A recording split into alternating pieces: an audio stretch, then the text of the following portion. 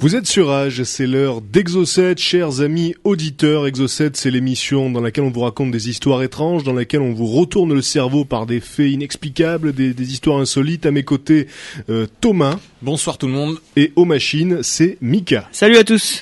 J'espère que cette émission va bien se passer pour vous. Je vous la présente en quelques instants. La première histoire que je vous raconterai est celle du Mokele Mbembe. Donc je préfère garder le suspense tout de suite. Je ne vous dis pas tout de suite de quoi ça parle, mais je vous garantis que ça vaut le détour. Thomas ensuite nous parlera de quoi ? Je vais vous parler d'Holmes, pas le célèbre enquêteur, mais un célèbre psychopathe qui a sévi en 1860. J'enchaînerai avec l'anesthésiste fou de Mattoon. Et là aussi, croyez-moi, j'ai pas essayé de faire une thématique avec des titres bizarres, mais c'est une belle histoire. Et enfin, Thomas conclura les histoires. Je terminerai avec l'affaire Vargina, on va dire. Qui est une affaire d'extraterrestres, mais je ne sais pas comment on prononce cette magnifique petite contrée du Mexique, Vargina, je pense. Et pour terminer cette émission, vous le savez, si vous nous écoutez régulièrement, ça sera les infos insolites de la planète. Et je démarre tout de suite, donc, comme je vous l'ai dit, avec l'histoire du Mokele Mbembe. Alors, l'histoire se passe au Congo, dans la région marécageuse du Likwala. On dit qu'un animal aurait survécu à la grande extinction des dinosaures il y a 65 millions d'années, et une créature proche des sauropodes, donc les grands dinosaures herbivores comme les diplodocus, vivrait toujours quelque part dans cette région marécageuse du Congo. Et cette créature, donc les pygmées de la région, l'appellent le Mokele Mbembe, ce qui signifie celui qui arrête le cours des rivières. Alors, la première fois qu'on entend parler du Mokele Mbembe en Occident, j'adore dire ce mot, donc je le répéterai assez souvent dans la chronique. La première fois qu'on entend parler de lui, donc, c'est en 1776, lorsqu'un groupe de missionnaires français rapporte avoir trouvé les empreintes énormes d'un animal inconnu. Et en 1913, le baron von Stein zu Lossnitz, qui est un officier de l'armée allemande, s'aventure donc dans la région du Likwala, qui était à l'époque une colonie allemande donc. Et les indigènes lui parlent d'un étrange animal, gros comme un éléphant, avec un long cou, la peau grise et une queue capable de briser les pirogues. Voilà. Donc l'animal serait herbivore et se nourrirait principalement d'une plante locale qui s'appelle le malombo. Donc en 1924, c'est le naturaliste anglais John Myers qui recueille un rapport à peu près similaire qui date de la fin du 19e siècle et qui concerne un animal géant vivant dans les marais avec un long cou et une tête de serpent également. Et l'histoire continue comme ça jusqu'en 1970 où un explorateur, James Powell, procède à une étude des récits qui concernent donc le Mokele Mbembe au Gabon. Et une chose surprenante, c'est que lorsqu'il montre aux indigènes des illustrations d'animaux divers, c'est celle d'un brontosaure que les pygmées considèrent comme étant le plus proche du Mokele, alors que, rappelons-le, les pygmées ne connaissent pas l'existence des dinosaures. Donc, nous avons jusqu'ici, depuis le début du XXe siècle, des témoignages, des histoires qui font mention d'une créature très très très proche d'un diplodocus qui vivrait donc dans les marécages d'une région du Congo. Et donc il y a eu des traces, il y a eu des observations, et puis surtout il y a le fait que les pygmées décrivent un animal qui ressemble à un sauropode, alors même que évidemment ils ne peuvent pas connaître l'existence des dinosaures. Donc voilà où on en est. Thomas, je sens que tu veux réagir. Oui, non, juste parce que je voudrais savoir si on parle d'une espèce ou, comme pour le monstre du Loch Ness, on parle d'un individu isolé. Alors, la différence principale avec le monstre du Loch Ness, c'est qu'effectivement, le monstre du Loch Ness est censé être unique. Or, depuis qu'on en parle, ça fait à peu près un siècle, s'il est effectivement unique, il serait déjà mort. Certes. En admettant qu'il ait existé, ce qui est tout sauf sûr. Et dans le cas du Mokele Mbembe, on parle d'une espèce. D'accord. Avec quelques représentants, donc une espèce en voie de disparition, on va dire, puisque donc d'après les observations, il en resterait peut-être 2 ou 3. Et donc là, on parle bien d'une espèce. C'est pour ça que les cryptozoologues considèrent le cas du Mokele Mbembe comme un des cas les plus intéressants et les plus plausibles de la cryptozoologie, puisque donc effectivement il y a beaucoup d'observations et puis surtout il y a beaucoup de zones encore inexplorées dans la région. Alors en 1983, c'est un zoologue congolais qui s'appelle Marcelin Lac-Télé. Alors Lac-Télé, c'est un endroit de la région du Oré, abattu un Mokele Mbembe avec des lances. Donc c'est une région assez mythique hein, dans ce registre-là, et c'est pour ça que les différentes explorations ont tenté d'atteindre ce lac. Et donc Marcelin Agnagna a atteint le lac, et après 5 jours d'exploration des marais qui se trouvent autour du lac, lui et ses collègues ont repéré un large animal qui s'enfonçait sous l'eau. Il avait une petite tête de lézard, un long cou et un large dos proéminent. Donc d'après lui, la créature ne ressemblait à aucun animal connu en Afrique, mais plutôt à une espèce de dinosaure aquatique. Et c'est le seul témoignage oculaire qu'on puisse prendre réellement au sérieux, puisque donc c'est le témoignage d'un zoologue qui n'était pas là pour induire les gens en erreur, qui n'était pas là pour faire des canulars. Lui, il était là pour en avoir le cœur net. Donc c'est un témoignage particulièrement important dans cette histoire, puisque donc là pour le coup, il était venu démonter le mythe à la base. Et donc depuis 1902, il y a eu 15 expéditions qui sont parties à la recherche de la bête, et la dernière expédition remonte à 2001. Donc dans le monde de la cryptozoologie, alors la cryptozoologie, je le rappelle pour ceux qui ne connaîtraient pas forcément le terme, c'est l'étude des animaux mythiques, des animaux cachés, hein, si on s'en réfère à l'étymologie du terme, les animaux cachés, donc que ce soit le Yeti, le monstre du Loch Ness, le Sasquatch, etc. Et parfois la cryptozoologie devient une science exacte lorsqu'on découvre des espèces inconnues ou réputées éteintes, comme c'est souvent le cas dans la jungle de Bornéo, qui est une jungle encore très largement inexplorée, et dans laquelle il arrive de découvrir de nouvelles espèces. Encore il y a 2 ans de ça, une expédition avait découvert une espèce de marsupial, il me semble, une espèce de marsupial de singe, j'allais dire, ou de mammifère, donc qui était encore inconnu, donc au cœur de la jungle de Bornéo. Et voilà donc en quoi consiste la cryptozoologie. Alors comme je vous le disais, depuis 1902 il y a eu 15 expéditions, la dernière remonte à 2001. Et avec toutes ces expéditions, évidemment, il y a eu des photos, mais malheureusement, comme toujours dans ce genre de cas, c'est des photos floues. Toujours dans Exo 7, si vous nous rejoignez à l'instant, dans cette émission, on vous parle d'histoires étranges. Et avant le morceau, c'était Air d'ailleurs, je le précise, le single issu de leur dernier album. L'histoire que je vous ai donc racontée en début d'émission, c'était celle du Mokele Mbembe, qui serait donc le cousin africain du monstre du Loch Ness. Alors bon, vraisemblablement, si il y avait un diplodocus quelque part au Congo, je pense honnêtement qu'on l'aurait déjà trouvé, qu'il y aurait des preuves tangibles. Mais c'est vrai que au fil du XXe siècle, il y a eu comme ça des éléments troublants. Déjà des témoignages de pygmées qui parlent d'un animal qui ressemble trait pour trait à un dinosaure alors qu'ils ne connaissent pas l'existence des dinosaures. Un zoologiste donc qui a observé le Mokele, des traces énormes, etc. Bref, c'est vrai qu'il y a des éléments troublants, mais ma conviction moi personnellement, c'est que c'est vrai que ça tient plus du mythe et de la légende que du fait réel. C'est Thomas à présent qui va prendre le relais et qui va vous raconter l'histoire, donc je crois, d'un certain monsieur Holmes. L'histoire d'un certain monsieur Holmes, et comme je l'ai précisé tout à l'heure, il ne s'agit absolument pas du célèbre inspecteur, mais d'un charmant jeune homme, vous allez voir, qui a sévi à partir de 1860, enfin plutôt d'abord il est né en 1860, c'est déjà pas mal, et il est né en 1860 sous le nom de Herman Webster Mugget. Alors il faut savoir que dans son enfance, il a eu un père extrêmement violent, qui tabassait environ toute la famille, sauf sa mère, qui elle était totalement soumise à son mari et assouvissait le moindre de ses désirs, le moindre de ses fantasmes. Bref, il vivait quand même dans une ambiance assez perturbée. Cela dit, Herman, puisqu'il s'appelait encore Herman à l'époque, était un élève assez intelligent, avec beaucoup de charme. Il avait une très belle apparence, en tout cas c'est ce qu'il en ressort, et il avait une réussite plutôt favorable dans les études. Et son grand rêve, et le rêve qu'il a poursuivi toute sa vie, c'était de devenir un grand médecin. Alors très vite, forcément, il se passionne pour l'anatomie, et adolescent déjà, il commence à démembrer et éviscérer certains petits animaux pour les étudier au début. Les études finissent quand même par se ternir, et il quitte l'école à 16 ans, probablement à cause de son père qui l'a poussé à le faire. Et là, il se marie avec une certaine Clara Lovering, il a à peine 18 ans. Là, il décide de quitter le cocon familial, il déménage, et là, il décide de partir dans des études de médecine à l'université médicale du Michigan. Et puis, pareil, il est obligé de s'arrêter en milieu de cursus parce qu'il se fait surprendre dans la morgue de l'université en train de voler des cadavres. Donc, il est expulsé manu militari du campus. Jusque-là, il a le parcours assez classique du serial killer, quoi. Hein, qui commence à torturer des bestioles, etc. Il commence, voilà, on sent qu'il a un background, comme on dit, assez chargé, ouais. Assez chargé déjà. Donc en 1886, il déménage à nouveau et cette fois-ci il part à Inglewood, une banlieue de Chicago.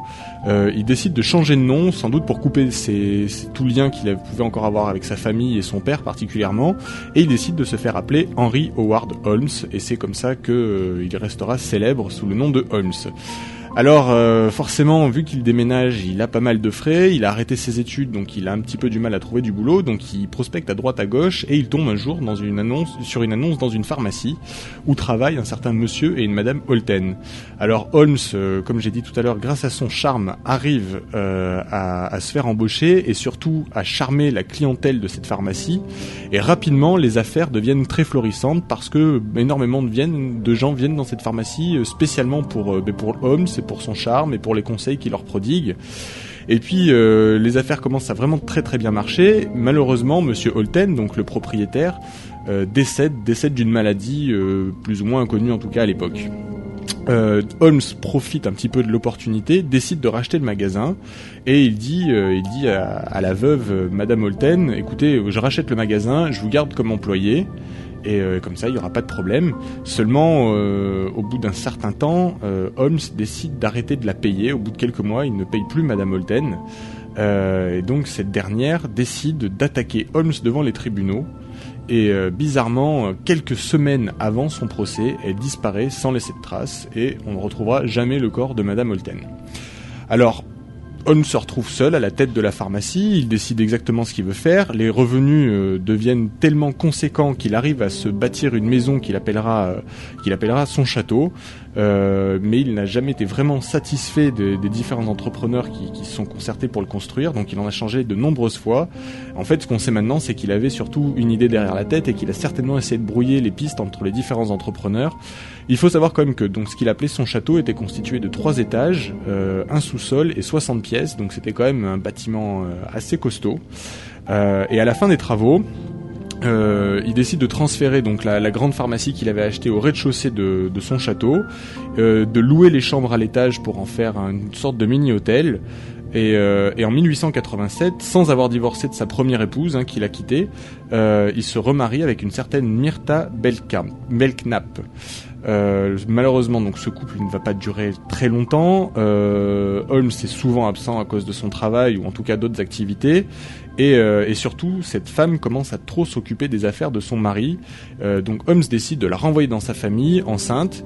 Le problème, c'est que officiellement, elle est partie pour sa famille. Officieusement, elle n'est jamais arrivée à sa famille qui n'a plus de nouvelles du moment qu'elle a quitté le foyer conjugal. Les affaires continuent cependant à fleurir et Holmes décide d'aménager différents magasins au rez-de-chaussée. Donc il y a un bijoutier qui arrive, un restaurant, un coiffeur. Et surtout, il se lance dans un business qui devient assez vite lucratif. Il décide de vendre des cadavres à la faculté de médecine. Et alors, à ce stade, quel est le body count supposé ? C'est-à-dire combien de morts a-t-il fait, ce Holmes ? Alors là, on serait probablement pour l'instant qu'à une petite dizaine, parce que les choses vont s'accélérer surtout par la suite, à partir du moment où, en tout cas, on va comprendre, vous allez voir, quel était le rôle de ce qu'il appelait son château.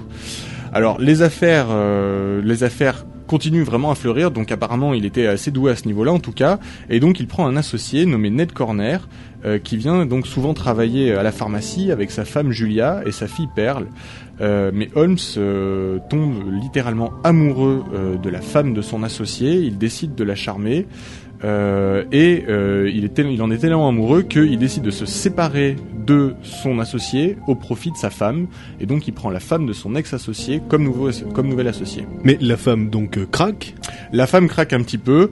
Apparemment, elle reste avec son mari, mais je pense que les relations ont dû être assez tendues à ce moment-là, puisqu'elle a quand même pris sa place au sein de l'association. Donc il y a dû y avoir anguille sous roche. Donc il fait partie du cercle assez fermé des tueurs maniaques, beaux gosses et charmeurs, comme l'était Ted Bundy, donc le serial killer le plus célèbre des États-Unis, qui était donc le gendre idéal, mais qui donc la nuit évidemment était un petit peu moins idéal. Exactement. Alors là, l'erreur que commet Julia, c'est de faire venir sa sœur pendant un temps pour une visite. Et là, Holmes tombe amoureux de cette sœur-là, pour le coup. donc il était quand même assez changeant, hein. Et donc pareil, il la couvre de cadeaux, il fait vraiment en sorte que qu'elle lui revienne. Cela dit, la sœur de Julia, Gertie, a beaucoup plus de conviction et clairement elle lui dit qu'elle est pas intéressée parce qu'elle est mariée. Du coup, Holmes se sent extrêmement vexé et retourne auprès de Julia et là, il la fait tomber enceinte volontairement et lui dit bon écoute, maintenant que tu es enceinte, tu vas quitter ton mari qui est donc mon ancien associé, tu vas avorter et tu vas m'épouser. Là Julia commence un petit peu à tiquer, elle décide de quitter elle aussi Holmes et de quitter le navire et Julia, Pearl et l'ancien associé disparaissent tous les trois. Nerd en premier parce que il part alors que sa femme a décidé de lancer une procédure de divorce, et puis son ex-femme et sa fille, elles disparaissent quelques temps après, et pareil, on n'a pas vraiment retrouvé les corps. Ce qui est assez troublant, c'est que peu de temps après, et ça on le sait d'après les cahiers d'entrée de la morgue de l'université, peu de temps après, Holmes a vendu un squelette de femme pour $200 à l'université du coin. Donc certains supposent que ça serait certainement Julia qui serait passée. Alors le problème d'Holmes, et c'est là qu'il va commettre l'erreur de sa vie, c'est que il en veut toujours plus, surtout au niveau de l'argent. Et là, il va tomber sur un certain Benjamin Pitzel qui lui propose de monter une arnaque à l'assurance, tout simplement. Grosso modo, Pitzel prend une assurance vie à $10,000. Il se fait passer pour mort dans un accident et là le rôle qu'a Holmes, c'est en gros de fournir un cadavre défiguré pour pouvoir justifier de la mort de la fausse mort en fait de Pitzel et permettre comme ça de toucher l'argent. Donc il monte une grosse magouille, l'accident est bien créé, le seul problème qui se produit, c'est que le corps qui est retrouvé, au lieu d'être un corps anonyme entre guillemets et ne pas être celui de Pitzel, eh bien c'est bien celui de Pitzel, c'est-à-dire que Holmes a tout simplement doublé la personne avec qui il était en train de monter l'arnaque, il a réellement tué, comme ça il s'est même pas pris la peine à chercher un cadavre. Et c'est là qu'il commet quand même une erreur, c'est que la défiguration du visage est tellement prononcée que la police commence à trouver ça franchement très louche, même pour un accident. Et donc il commence à enquêter sur Holmes, il devait certainement avoir quelques petits soupçons à son égard. Du coup, une perquisition est menée dans son château et là, il découvre un petit peu l'envers du décor et ils s'aperçoivent de l'ampleur de la chose. Alors le château en fait était rempli de passages secrets de toutes sortes. Il y avait des escaliers partout, des portes dérobées et tous ces chemins qui gravitaient un petit peu comme ça sur toutes les surfaces menaient dans les chambres au sous-sol. Chambre au sous-sol qui n'avait pas de fenêtre, qui était équipée de tuyauteries pour pouvoir asphyxier en fait les gens qui étaient emprisonnés dedans pour lâcher du gaz. Évidemment, il avait à sa disposition une jolie petite table de dissection et un four pour pouvoir se débarrasser des corps qui seraient trop gênants. Tout un lot d'instruments chirurgicaux, etc. Et en fait, en faisant le bilan un petit peu de tous les cadavres qu'il y avait autour, on estime que Holmes aurait tué aujourd'hui plus de 200 personnes. Thomas vous a raconté l'histoire de Monsieur Holmes, donc un tueur particulièrement méthodique et qui se retrouve finalement à mi-chemin entre Ted Bundy pour ce côté charmeur, puisque donc il a séduit beaucoup de gens malgré donc sa face cachée particulièrement sordide, et c'est aussi un mélange avec le docteur Petiot, puisque donc il avait aménagé une sorte de laboratoire de savants fous. Il y avait un four, il y avait des chambres dans lesquelles il pouvait asphyxier les gens, table de dissection. Enfin, c'est un personnage particulièrement atroce, et donc il a été condamné à temps, puisque donc le château dans lequel il gardait toutes ces victimes a été perquisitionné par la police. Voilà. Alors l'histoire que je vais vous raconter à présent, c'est également une histoire de, comment dirais-je, une histoire de tueur, oui si on veut, une histoire d'agresseur, en tout cas d'assaillant. Par contre, on ne sait toujours pas à l'heure actuelle si assaillant il y a eu ou si tout simplement ce personnage est issu de l'inconscient collectif. Alors ça commence le 2 septembre 1944, en pleine guerre mondiale, et des événements assez étranges se déroulent dans la petite ville de Mattoon, dans l'Illinois. Alors la première page du journal local décrit une mystérieuse attaque perpétrée par une sorte de rôdeur anesthésiste. C'est ce qu'a écrit C'est ce qui est écrit en première page, le rôdeur anesthésiste. Donc cette histoire s'est donc déroulée la veille au soir, et une jeune femme nommée Aline Kearney se reposait donc dans sa chambre quand tout à coup elle sent une odeur douceâtre qui se répand dans la pièce. Une odeur assez suffocante, et elle lui donne la nausée d'ailleurs, cette odeur, à elle ainsi qu'à sa petite fille de 3 ans. Donc quand Aline essaye en tout cas de sortir de son lit, elle ne peut plus bouger ses jambes, elle est comme paralysée. Donc la police est quand même contactée, elle arrive sur les lieux et il ne trouve absolument rien de spécial, rien de bizarre sur les lieux. Mais quand le mari d'Aline rentre à la maison vers minuit 30, il aperçoit un rôdeur près de la fenêtre de la chambre. Donc il lui court après, mais l'intrus s'échappe et plus tard, donc le mari décrit un homme de grande taille, habillé en noir. Et ainsi naquit l'histoire du gazeur fou de Mattoon ou de l'anesthésiste fou, ça change selon les versions. Donc à partir de là, la figure donc de l'intrus habillé en noir qui s'introduit dans les appartements pour envoyer du gaz anesthésiant sur ses victimes, donc commence à se répandre. Et dans les jours qui suivent donc la parution de l'article, 3 autres personnes déclarent avoir été victimes d'anesthésie semblable, d'anesthésie sauvage, avant même l'affaire d'ailleurs de la famille Kearney. Ils parlent de paralysie, de nausées, d'odeurs douceâtres, bref, l'histoire est la même. Et quelques jours plus tard, une femme raconte même qu'elle a trouvé un tissu humide devant sa porte, et quand elle l'a porté à ses narines, elle s'est retrouvée prise de vertige, sa gorge lui brûlait, et elle a même craché du sang. Donc d'autres journaux s'emparent de la rumeur, et très vite, tout le pays entend parler du gazeur fou de Mattoon, qui est donc à la base un petit bled dans l'Illinois. Et pendant des mois, les médias, il faut le savoir, avaient prévenu le peuple américain que les nazis, puisque ça se passe donc pendant la Seconde Guerre mondiale, je vous le rappelle, les nazis pouvaient envoyer des gaz empoisonnés contre les civils. Et donc cette histoire nourrit encore davantage la psychose des gens et fait vendre bien sûr du papier. Alors les histoires de gens gazés continuent à augmenter, et un journal public va même jusqu'à blâmer la police pour ne pas prendre l'histoire d'Aline Kearney au sérieux, puisqu'il n'y a donc aucune preuve de cette histoire, mis à part le témoignage du mari. Donc peu après ce blâmage public, 10 agents de police sont mis sur l'affaire, ainsi que 2 agents du FBI, donc ça commence à être sérieux. Et la police reçoit donc plusieurs témoignages d'attaques par nuit, et des témoignages qui font mention d'un assaillant vêtu de noir, encore une fois, qui s'introduit dans les maisons et qui essaye d'anesthésier avec un gaz à l'odeur douceâtre ses victimes avant de s'enfuir, puisqu'il n'y a pas de vol, il n'y a pas d'agression physique, il y a juste cette anesthésie sauvage, et l'assaillant s'enfuit bizarrement par la fenêtre sans demander son reste.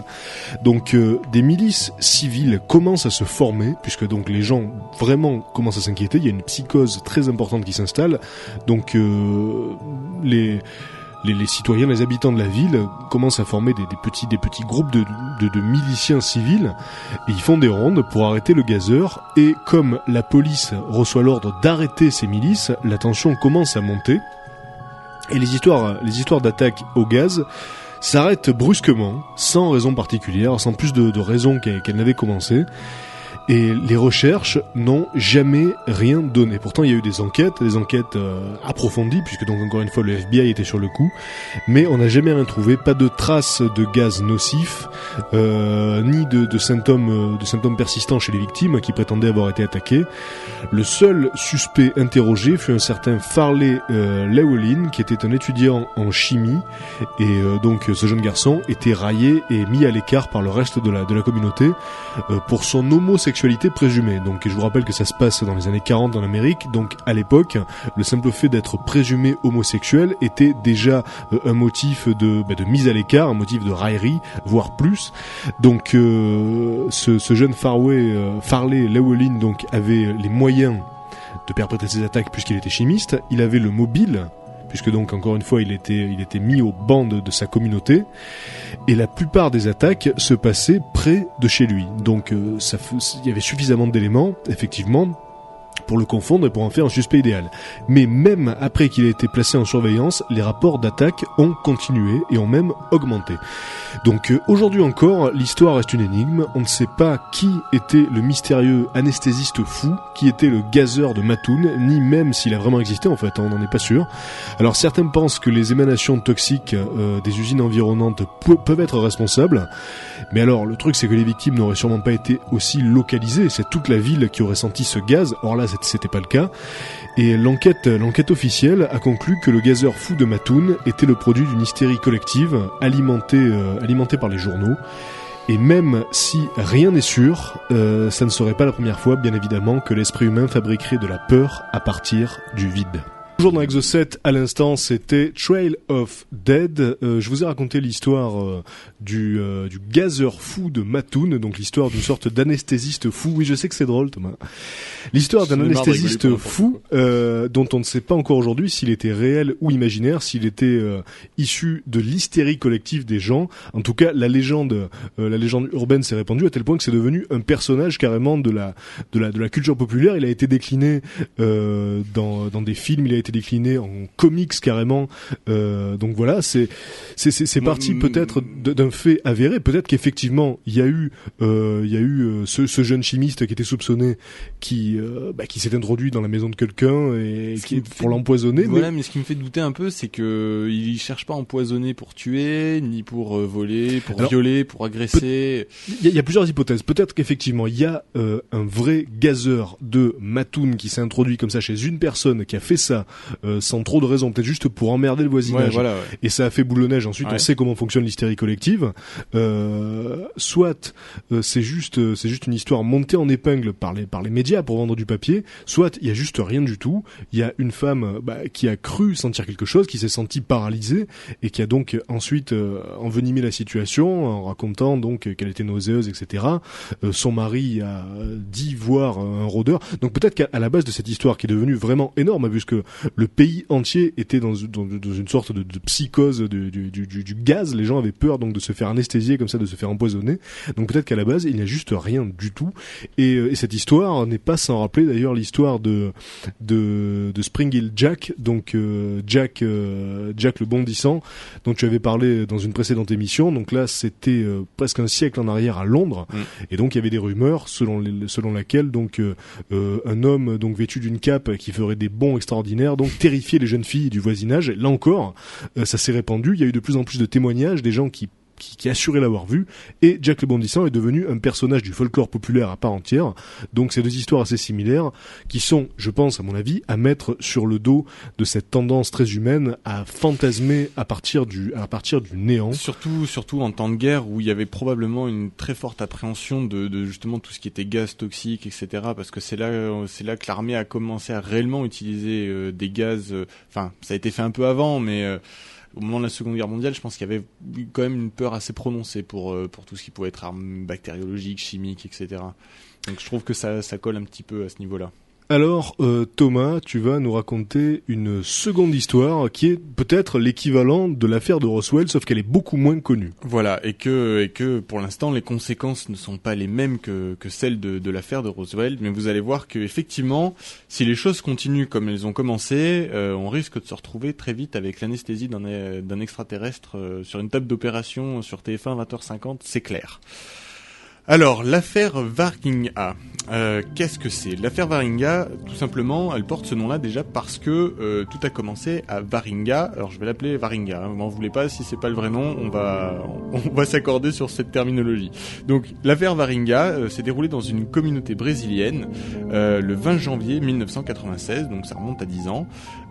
Plusieurs personnes auraient vu ce jour-là, donc le 20 janvier 96, un extraterrestre dissimulé dans un fourré qui était en train de se cacher comme s'il était blessé et effrayé.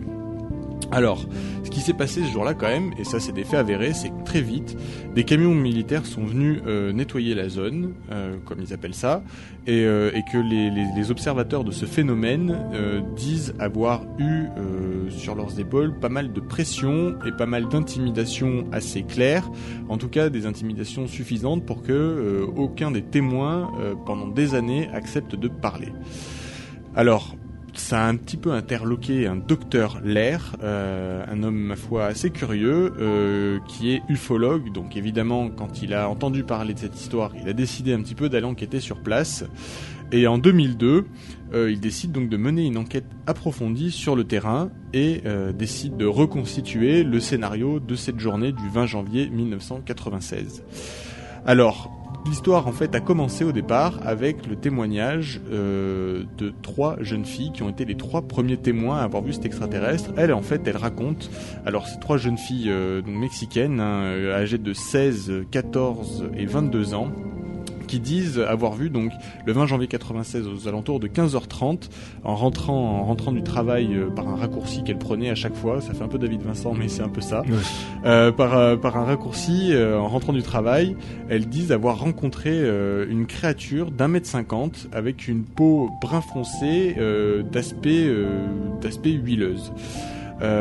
Alors, elles le décrivent avec une grosse tête, sans aucun cheveu, avec 2 grands yeux rouges, sans pupille, et surtout avec 3 protubérances sur le crâne.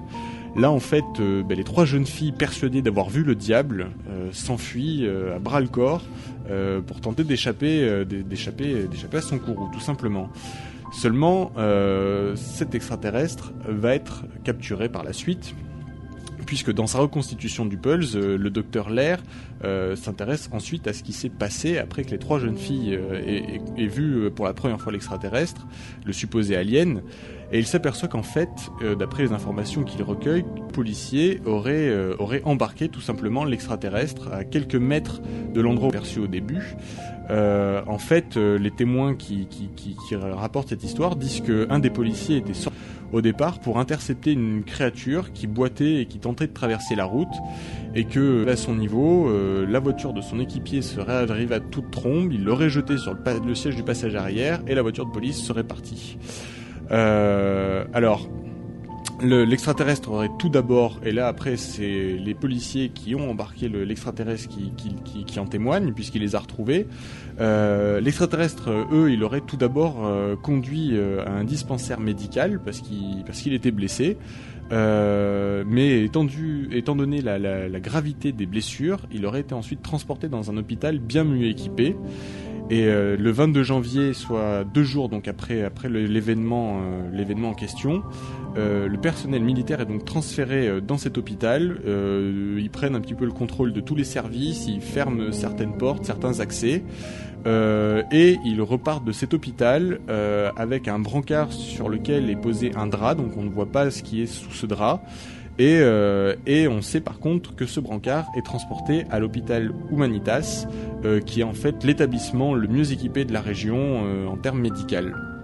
Alors là, les témoins visuels donc racontent cette histoire de brancard qui voyage. On en a la confirmation parce que il y a sur les registres des traces effectivement de ce transport un petit peu curieux dans une petite caisse en métal. Et on a surtout aussi l'heure d'arrivée effectivement d'un malade à l'hôpital Humanitas où est censé avoir été transféré l'extraterrestre. Alors jusqu'à l'enquête du docteur Lair, toute cette affaire Varinga était plutôt une bribe d'informations, de rumeurs de toutes sortes, colportées par des gens dans la rue. Lui, il a rassemblé un peu tout ça, et il a réussi à remonter jusqu'au témoignage d'un médecin agréé qui se serait occupé lui-même de l'extraterrestre et qui apporte donc un argument de poids à cette hypothèse de présence extraterrestre. En tout cas ce 20 janvier 96. Et voilà en fait un extrait de la confession de ce médecin. Donc il dit que à l'intérieur du bloc chirurgical, tout le monde était forcément paniqué. Ils ont vu arriver l'armée avec des mitraillettes, etc. Tout bloqué. Donc c'était le désordre et la confusion totale. Et les militaires ont été tout de suite très autoritaires. Parce que ils leur ont clairement dit qu'une fois qu'ils seraient partis, les gens qui avaient été témoins de ce qui s'était passé avaient plutôt intérêt à pas trop parler. D'ailleurs, ils ont fait rentrer le fameux patient par la porte de derrière l'hôpital pour éviter qu'il rentre par l'entrée principale. Et donc, une fois arrivés dans l'hôpital avec cet extraterrestre, les militaires bloquent un bloc opératoire, ils placent des gardes devant, et ils demandent à une équipe dont fait partie le médecin qui témoigne, et ils demandent à une équipe d'intervenir dans ce bloc opératoire et il demande à ce médecin de préparer une sorte de prothèse pour remplacer, voire pour consolider une jambe qui serait cassée. Donc le médecin, une fois qu'il a fini de réaliser les différents équipements et les différents ustensiles dont il avait besoin, se dirige vers le bloc opératoire. Et là, il décrit donc une vision assez étonnante puisqu'il dit: on est arrivé dans le bloc opératoire, j'ai soulevé le drap et là donc j'ai vu clairement une tête plutôt longiforme avec des grands yeux rouges. Une peau luisante, effectivement, comme si elle était huileuse, mais au toucher elle n'était pas humide, elle était sèche. Certaines parties du corps étaient recouvertes d'écailles. Au départ, quand on est arrivé, on considérait que c'était un enfant parce que l'individu faisait uniquement 1m50. Effectivement, en soulevant le drap, ils se sont aperçus que c'était plutôt, d'après eux, un être venu d'ailleurs.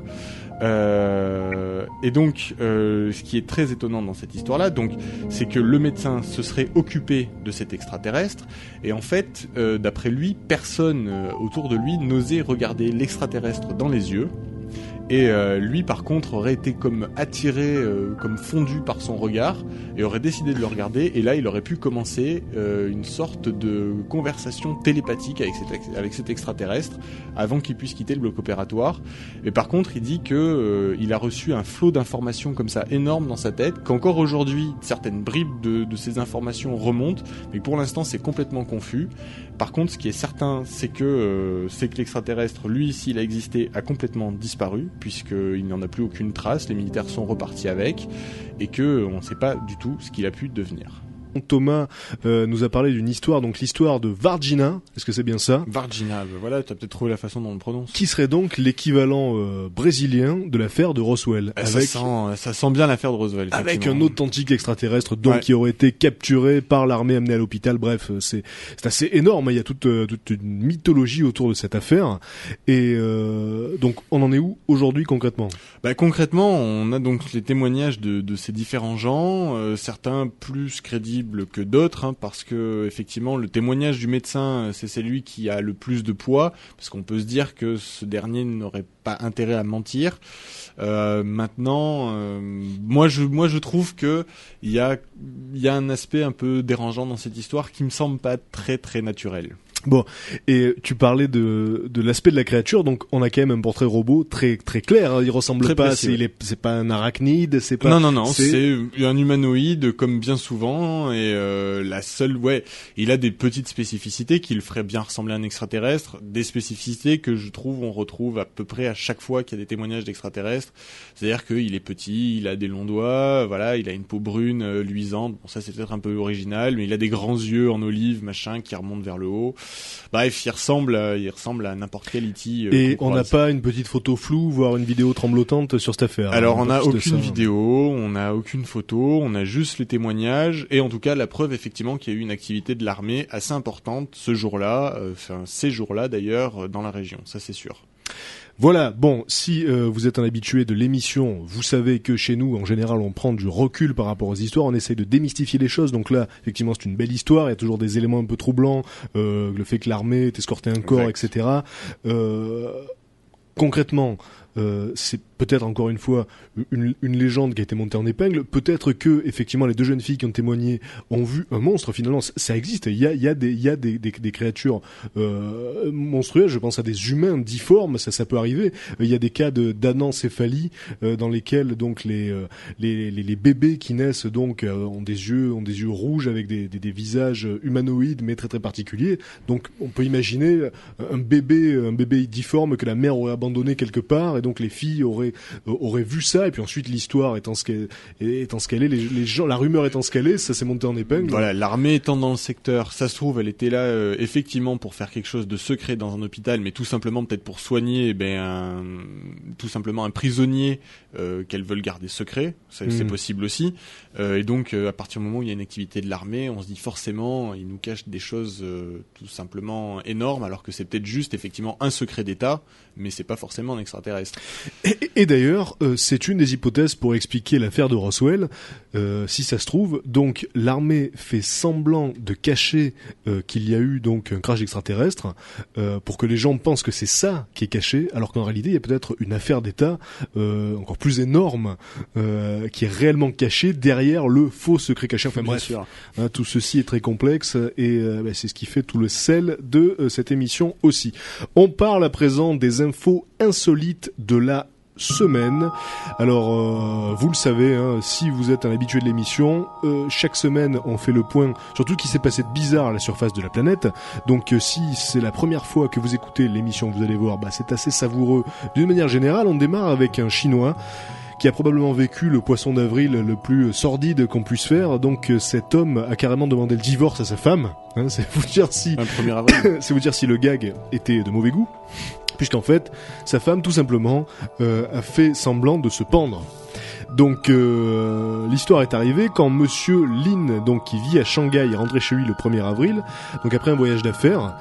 Et quand il a ouvert la porte, il a vu quelque chose de sombre se balancer dans l'air. Il allume la lumière et là, il a eu le choc de voir sa femme pendue. Donc, ce qui s'est passé évidemment, c'est qu'il a tout de suite appelé la police. Il a essayé de descendre le corps en attendant que la police débarque. Et puis là, tout à coup, sa femme s'est relevée, elle s'est assise, elle s'est mise à se marrer. Donc, elle a explosé de rire. Et elle lui a dit que c'était le 1er avril, quoi. Voilà. Mais je trouve que, moi, je trouve ça assez rigolo. Ça doit être franchement flippant. Elle a peut-être tenu le jeu un peu trop longtemps. Écoute, en tout cas, lui, il ne goûte pas la vanne, puisqu'il veut divorcer carrément. Donc, il faut savoir que la femme de ce monsieur Lin, donc c'est une actrice, une comédienne de 26 ans, donc manifestement, elle sait jouer de son talent à la ville aussi. Et donc, d'après ce que Lin raconte, donc, elle est toujours en train de lui faire des blagues, toujours en train de lui faire des farces. Et c'est une manière pour elle, en tout cas, de garder une fraîcheur à leur couple, à leur mariage. Et elle dit, j'essaye de le surprendre chaque jour. Mais là, donc, il en a eu assez. Il a dit j'ai l'impression d'être assis sur une bombe chaque jour, donc cette fois-ci c'est fini, je divorce. Voilà. Elle a trop tiré sur la corde. Voilà. Ça, très très joli.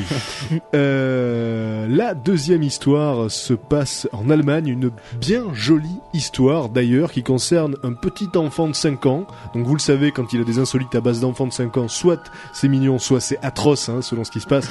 Donc là c'est mignon en l'occurrence. Elle est mignonne. Voilà, donc c'est un petit garçon de 5 ans qui s'ennuyait de sa maison. En fait, il était chez ses grands-parents en Allemagne. Il s'appelle Hans Bauer, ce jeune garçon, et il a décidé tout simplement de faire du stop jusqu'à la maison de sa maman. Alors donc, il est parti sur une autoroute à 2 voies.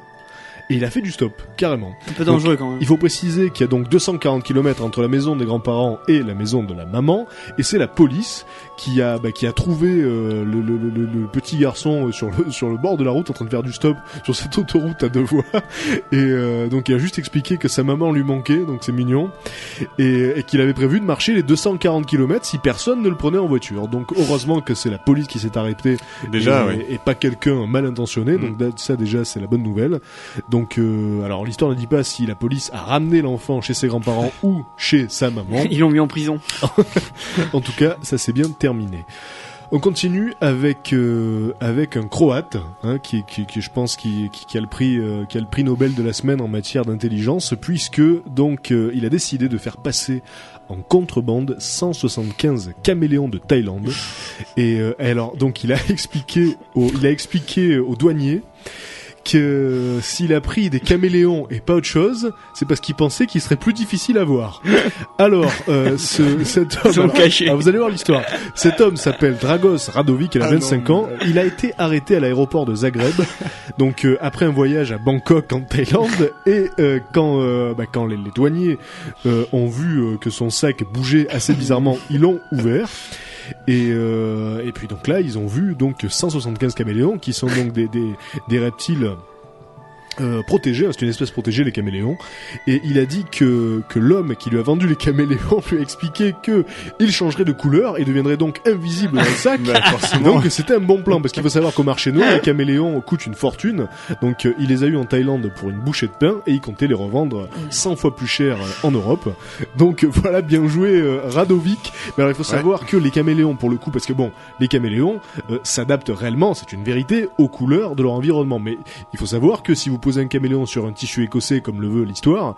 Donc déjà d'une, il ne devient pas fou et il ne prend pas la couleur du tissu écossais. Hein. Disons que il y a une teinte qui s'approche. Disons qu'il y a une teinte effectivement qui s'approche de l'environnement dans lequel il se trouve. Comme le caméléon est censé vivre donc dans des jungles, il passe du vert au brun sombre, etc. Et là, ils n'ont même pas changé de couleur du tout parce que il y a eu le stress du voyage. Ils ont été donc trimballés dans une soute, dans un sac, 150 caméléons. Et donc là, ils n'ont pas changé de couleur du tout, en plus de ça, à cause du stress. Voilà, on continue avec une histoire qui s'est passée à Londres. Alors, une histoire qui concerne Keith Richards. Keith Richards, donc le guitariste des Rolling Stones. Et vous allez voir que malgré l'âge, Keith Richards reste le rocker le plus trash, le plus destroy qu'on puisse imaginer, parce que bon, c'est vrai que on ne compte plus les frasques de certains groupes de métal, de black metal qui se versent du faux sang de porc sur scène, etc. Keith Richards, lui, je vais vous expliquer ce qu'il a fait. Alors attention, il a admis dans une interview au magazine NME, bon déjà qu'il avait pris beaucoup de drogue dans sa vie, ça tout le monde le sait, hein. Sans déconner. Comme toutes les rockstars. Voilà, qu'il avait sniffé beaucoup de substances dans sa carrière aussi. Trop déçu, je pensais pas qu'il était de ce genre-là. Moi. Il a expliqué que le truc le plus bizarre qu'il ait sniffé, tenez-vous bien, c'est son père. Parce que... Alors le père de Keith Richards est mort. Non, mais non, c'est dégueulasse. Le père de Keith Richards est mort en 2002. Il a donc été incinéré, voilà. Mais rigole pas. Et alors Keith Richards a dit qu'il n'a pas pu résister à sniffer son père avec un peu de coke. Donc c'est ce qu'il a fait, et il a dit que ça aurait pas gêné son père. Voilà, il dit s'il avait su, il s'en serait foutu. Mon père il était comme ça. Mon père aimait se faire sniffer. Donc c'était une manière de communier finalement avec le père. Hein, donc il voyait ça comme une espèce de réunion comme ça par delà la mort. Donc il a littéralement sniffé son père mixé avec de la coke. Enfin, c'est le truc énorme. Tu peux pas faire pire en matière de rockstar, tu vois. Et donc il a dit que tout s'est passé bien, hein, c'est passé assez facilement. Alors qu'il doit avoir les sinus retapissés depuis le temps. S'il lui en reste d'ailleurs. Donc apparemment, ça l'a pas rendu malade.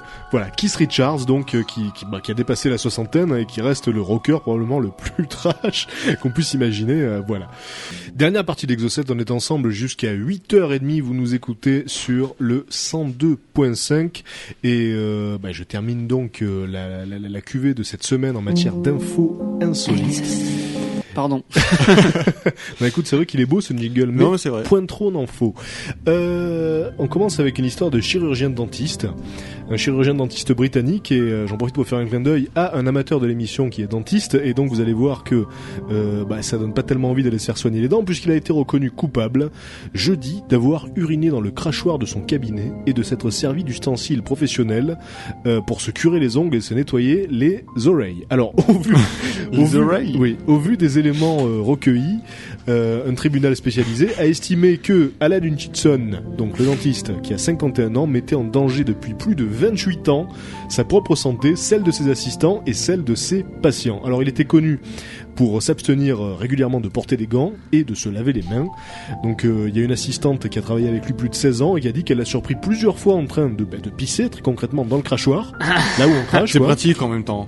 Et donc imaginez tous les petits bitoniaux là, tous les petits trucs avec lesquels on vous cure les dents, lui il se curait les ongles avec. Ah, c'est horrible. C'est assez horrible, en même temps en 28 ans il n'y a jamais eu un problème. Donc on peut se dire que manifestement on est plus résistant aux bactéries, aux saloperies que ce qu'on pourrait croire. Mais c'est pas une raison pour le faire quand même. Si mon dentiste l'écoute, ils vont pas qu'il fasse ça. C'est vraiment dégueulasse. Bon, alors nous avons un homme qui s'est lâché très concrètement dans un musée de Milwaukee. Donc on fait un détour par les États-Unis.